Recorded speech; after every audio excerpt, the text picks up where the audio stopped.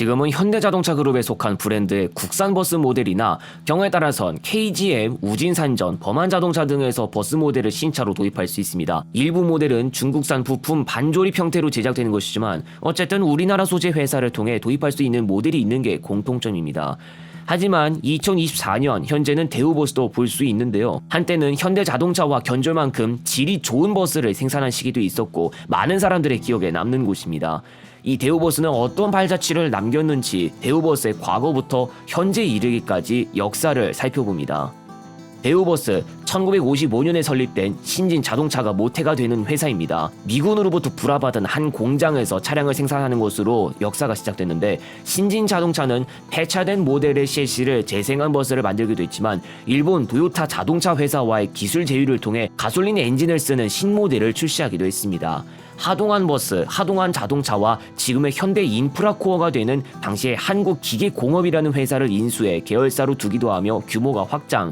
1972년 중에는 신진자동차와 미국 제너럴 모터스 합작으로 당시 GM 코리아를 세웠지만 1970년대 이후로 판도가 바뀌면서 신진자동차의 계열사 가운데에서 건설업으로 전환하는 회사가 생겼고 기업 그룹 규모 자체가 작아졌습니다. 또 합작으로 세웠던 GM 코리아의 신진자동차 측 지분은 1976년 신진자동차의 부도로 인해 한국산업은행이 가져가며 세한자동차로 변경되었다가 김우중 회장을 주축으로 하는 대우로 매각되고 경영권 협상까지 이루어지고 나서야 대우자동차가 출범됩니다.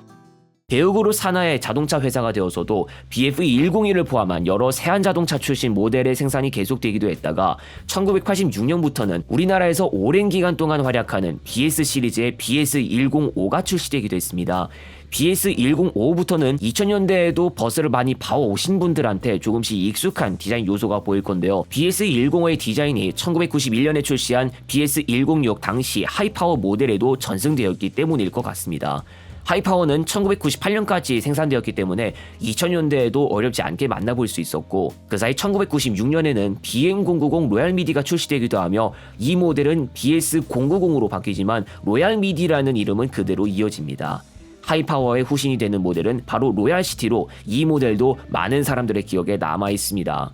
로얄미디와 로얄시티 모두 2000년대 중에 한 차례 디자인 변경을 하면서 사각진 헤드라이트의 디자인을 볼 수 없게 되었고, 수년 뒤 한 차례 더 디자인 변경을 했는데 이 디자인은 현재로선 마지막입니다. 한편 고속시외 버스 모델은 세한자동차 BV113, BH120을 포함해서 계보가 이어졌는데, BH 시리즈 중 1985년에 등장한 BH120H 로얄 슈퍼, 1986년에 등장한 BH115H 로얄 익스프레스 등을 남기기도 했고, 가장 나중에 로얄 이코노미에서부터 로얄 크루저까지 구성된 많은 사람들의 기억에 남는 모델이 되기도 합니다. 2000년대까지 1152 로얄 이코노미, 116 로얄 럭셔리, 117H 로얄 크루스타, 119H 로얄 스페셜, 120F 로얄 크루저가 우리나라에서 생산됐는데, HD급 모델은 로얄 크루저, 로얄 이코노미는 에어 서스펜션이 아닌 리프 스프링 서스펜션을 사용해서 다른 트림에 비해 승차감이 딱딱했습니다. 크루스타나 스페셜은 다른 트림에 비하면 사용하는 곳이 적어 전국적으로 쉽게 만나지 못했습니다. 스페셜은 BH119H라는 이름과는 조금 다르게 전장이 11.9m가 아닌 12m SD급이었습니다. 이 시리즈도 디자인 변경을 해서 옆면이 돌고래 형상과도 같았거나 테일라이트가 사각형 형태였기도 했고, 헤드라이트의 디자인이 살짝 바뀌기도 했다가 이후에는 아예 전면부 디자인 자체가 변경되기도 했습니다. BH090 로얄스타도 출시된 적이 있지만 전장 9m인데다 고속시외 버스에서 잘 쓰이진 않았습니다. BS106, BS090은 2010년대에도 생산됐지만 로얄 이코노미에서부터 크루저는 2010년이 되기 전에 모두 단종되고 그 계보는 FX 시리즈로 연결됐습니다. 또 한편 로얄 크루저보다 전고가 높은 BX221이 로얄 하이데코도 2004년에 출시됐는데, 고속버스 회사 가운데에선 금호고속이 운행했고 KD 운송그룹에서도 운행한 바 있으며 그 외는 주로 전세버스에서 활약했고 2019년 중 풀체인지를 거쳤습니다. 2007년에 등장한 FX는 당시 115 크루저, 116 크루징 에로우, 120 크루징 스타, 221 슈퍼 크루저로 4개 트림으로 구성됐습니다. 다른 브랜드 버스와의 차이점은 스포일러가 처음부터 차체 일체형이었고 테일라이트가 전고식이 아닌 트림도 있었습니다. 그중 115는 리프 스프링 서스펜션을 사용하였고 이름과는 다르게 전장은 11.6m였습니다. 또 다른 트림과 비교했을 때 가장 빨리 단종되어 2015년 이후로는 신차 출고를 할 수 없게 됐습니다. 1년 뒤 2016년 중 모든 트림 이름이 한 차례 바뀌어 각각 하모니, 에이스, 슈퍼스타가 됐고, 슈퍼스타를 제외한 트림들은 스포일러 설치 여부를 선택할 수 있어 스포일러 없이도 출고가 가능했습니다. 고속 시외 버스에서는 BH 시리즈에 비하면 FX 시리즈는 잘 사용되지 않았고, BS 시리즈의 신차 출고율도 과거에서 최근 시점으로 오면 올수록 낮아지는 경향을 보였습니다. 사람들의 기억에 많이 남는 버스를 내놓기도 했던 곳이지만 대기업 대우그룹은 경영상 문제와 IMF 사태 등의 타격을 입어 2001년에 해체되었고, 대우자동차가 트럭, 승용차, 버스 부문 각각 따로 매각됐는데, 트럭은 인도의 자동차 회사 타타가 인수했고, 승용차는 국내에선 쉐보레로 다시 태어났지만, 버스 부문은 자동차와는 연이 없었던 영한 모자가 인수하며 후에 자일대우버스가 되었습니다. 묵직한 차체 승차감이나 좋은 힘 등의 메리트 때문에 과거 한때는 점유율이 높았을 정도로 선호하는 곳이 많았던 대우버스가 영한 모자 시대로 접어들면서 조금씩 입지가 흔들리기 시작했는데, 버스의 품질과 관련한 문제와 깊게 관련이 있었고, 현대자동차 그룹에서 내놓은 모델에게 그 자리를 내주고 마는 일도 벌어집니다. 관리를 잘 못해서 벌어지는 일인 줄 알았으나 차체에 쓰는 강판과 도장 방식 문제 때문에 벌어지는 일이었던 차체 부식 문제는 강판을 국산이 아닌 중국산을 쓴 것과 경쟁사와는 다르게 방청성 강화를 위한 전착 도장 방식을 사용하지 않은 게 원인이었고, 부식을 감추기 위해 자체 재도장을 하거나 자체에 철판을 덧대는 곳을 볼 수 있었습니다. 차내 바닥도 부식이 일어나 철판을 덧대는 경우도 볼 수 있었다가, 한참 뒤에 생산한 모델에서는 차체나 바닥에서 부식이 일어나는 경우를 잘 볼 수 없게 됐지만, 한동안 사람들 눈에는 녹슨 이미지가 기억에 남을 정도였습니다. 효율적인 연료 사용에 중요한 연비 문제도 있었는데, 특히 로얄 하이데코는 금호고속에서 한때 도입해서 장거리 노선에도 운행했다가 타 모델에 비해 나쁜 연비를 이유로 규정된 내구 연한보다 짧은 기간만 사용했습니다.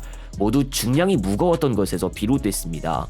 브레이크 능력의 부실도 큰 원인인데요. 사실 이 문제는 꽤 이전부터 제기됐지만, 현대자동차 그룹의 모델이 꾸준하게 상품성을 개선하고 브레이크 능력도 키웠는데 대우버스는 그렇게 하지 않았다는 것입니다. 결국 이 문제는 버스를 즉각 세울 수 있느냐 없느냐를 판가름하는 것으로 연결됩니다. 대략 FX 시리즈가 출시된 이후로 크게 점화된 잔고장 문제도 악영향을 끼쳤는데요. 당시 잔고장 이슈로 인해 대우버스를 운행하던 시내마을버스 회사들이 현대자동차 그룹의 모델로 바꾸는 일이 꾸준히 일어났고, 고속시외버스 내에서도 소수 회사를 제외하면 결국 사용하지 않았습니다. 정비 쪽도 부실해서 최대한 빠른 정비를 받지 못하는 일도 일어납니다. 만약 부품 하나가 고장났다면 수리를 받기 위해 한참 동안 기다려야 한다는 것입니다. 특이하게 KD 운송그룹은 이런 문제가 있음에도 불구하고 2020년쯤까지도 대우버스 모델만 도입했는데, 자체 정비 및 수리가 사내에서 가능해서 도입해도 크게 문제가 되지 않았지만, 이런 시설을 보유하지 않은 곳들이 있음을 생각하면 대우버스를 선택하는 곳들이 줄었던 것을 알 수 있을 만도 합니다. 또 여기엔 시동 꺼짐 이슈도 있어 안전에 크게 위협되게 됐는데요. 2014년 4월부터 관광버스 업체 대표가 당시 울산에 있는 자일대우버스 공장 앞에서 버스에 결함이 있으니 반납을 요구한다는 시위를 벌였습니다. 관광버스 업체 대표는 자일대우버스의 천연가스 버스 모델을 구입했는데 40세대 중 19대가 결함이 나타났다며 정부 세종청사 경기권 간 통근버스 사업자로 선정됐는데, 시동 꺼짐과 출력 저하 등의 현상으로 민원이 속출했다고 말했습니다. 안전행정부는 고장 의심 차량 19대에 대한 운행 중단 요구 공문을 발송하고 운행이 중단됐는데, 운행 중단 때문에 경제적 손실이 매우 크다며 고장 차량을 반납받는 한편 차량 구입비와 운행 중단에 따른 손해 변상을 요구했지만, 자일대우버스 측에서는 천연가스 버스 특성을 모르는 운전자가 매뉴얼 미숙지로 인해 시동이 꺼지는 현상이 발생했다고 주장했던 것으로 알려졌습니다.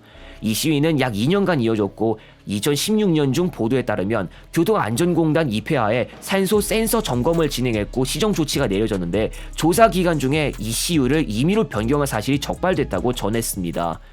이렇듯 부실한 전반 환경이 자일대우버스의 신뢰도를 추락하게 만들었는데, 그렇다면 이런 문제점을 보고 자일대우버스는 상품성 개선에 집중했을까요? 2017년에 한 보도에 따르면 4,500억 원에 가까운 매출은 올렸으나 직원 교육 훈련비는 낮아 경쟁력 악화가 우려됐고, 전자 공시 시스템에 올라온 감사 보고서에서는 광고 선전비와 접대비를 합해 8억 원이 넘어 전년 대비 증가했지만 차량 개발비는 전년 121억 원보다 낮은 102억 원이었습니다. 영업이익은 전년 58억 원에서 80억 원으로 늘었고, 당기 순이익도 78억 원에서 254억 원으로, 매출도 4,431억 원에서 4,487억 원으로 늘었습니다. 영환모자 회장이 한때 주장했던 것과 크게 반대되는 모습이 나타났고 자일레오버스 모델의 상품성 개선은 크게 이루어짐 없이 경쟁력 저하는 그대로 이어졌습니다. 총체적 난국 그 자체였던 자일레오버스는 2020년대에 들어 국내 울산 공장에서 생산했던 모델을 베트남으로 이전하는 작업을 벌였고 그 뒤 국내 공장은 폐쇄됐습니다. 이 때문에 국내에는 베트남산 BS 시리즈가 도입되기도 했습니다. 2022년 자일자동차가 자일레오버스 지분을 인수하고 이후에 몽골 울란바토르에 시내버스를 수출하는 사업을 했지만 부식이 일어나거나 철판을 덧댄 것이 발견되고 차대 생산 연도가 1993년인 것이 확인되어 2023년 기준 30년 된 중고차를 팔았다는 주장까지 제기됐습니다. 또 수출버스 가운데 100대 장착된 엔진이 국내에서는 2004년부터 퇴출된 바 있는 유럽연합이 1996년에 도입한 디젤 엔진의 배기가스 규제 2단계인 유로2 엔진이었는데 현 유로6 기준에 전혀 맞지 않는 구식이었다는 것입니다. 제조사는 기자회견에서 몽골 측 요구 때문에 작은 실수를 한 것이라며 중고를 팔았다는 건 가짜뉴스라고 했지만 테넌5구라는 회사가 입찰 없이 베트남에서 조립한 100여 대 버스를 비밀리에 수입했던 것이 밝혀져 자산이 동결되고 사건과 관련한 사람들이 몽골 정부 부패 방지부의 조사를 받거나 구속되었으며 울란바토르 시장은 사임했습니다. 한때 많은 사람들의 사랑을 받았던 대우버스, 그러나 2000년대를 지나고 난 이후로 그 기세는 바닥을 기고 말았습니다. 자일레오버스가 적어도 당시에 상품성이나 기타 요소 개선에 소홀하지 않았다면 대우버스의 평가나 인식이 더 나빠질 일이 없었을지도 모르고 또 대우버스의 국내 공장 정리도 없었다면 역시 국내에서 대우버스를 신차로 출고할 일을 계속 볼 수 있었을 것입니다. 그래도 2020년도에도 신차로 출고한 사례가 있기 때문에 내구 연한 규정에 따라 2029년에도 대우버스를 볼 수 있을 것 같습니다. 대우버스는 국내에서는 신차로 볼 일이 없어졌지만 KGM이나 우진산전 등이 국산버스 모델 생산을 계속 이어나가고 있고 현대자동차와 기아자동차도 여전히 자리를 지키고 있습니다.